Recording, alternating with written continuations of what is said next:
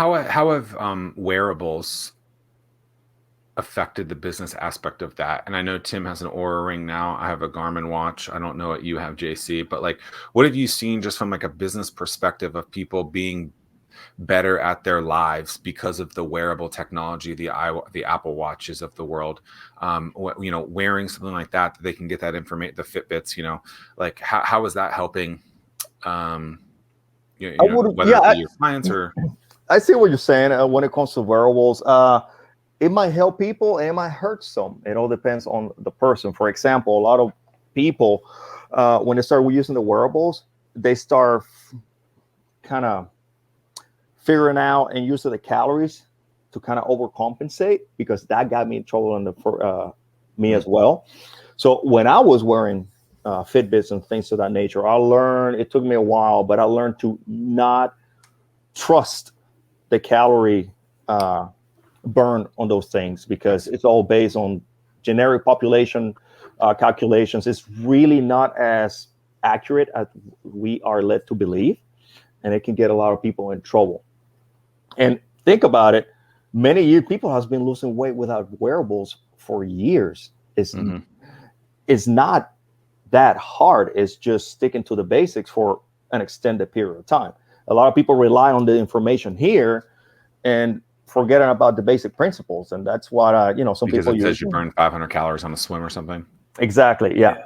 But you don't know unless you're in a metabolic chamber. You don't know exactly, because you got to take in your muscle mass, that counts.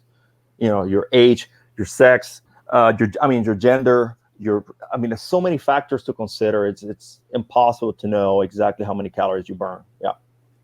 And I think that it's great from a motivation factor. Yeah, it has its place. You out there. Yeah. The issue that I have with the Apple Watch is every single Monday it gives you your weekly report, and if you hit your calorie goal every single week, then it will encourage you to increase your daily calorie goal for burning.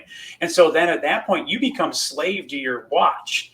And it's like, and I'm to the point where it's like, dude, I can't continue to increase my weekly calorie thing, because otherwise I'm never going to stop working out. Well, not to mention if you turn it into a smartwatch too, where you're getting your Instagram things and you become obsessed with it from that perspective. Yeah. Well, and so like the one thing about the Aura ring that's different is that it will say, hey, you had a tough workout today.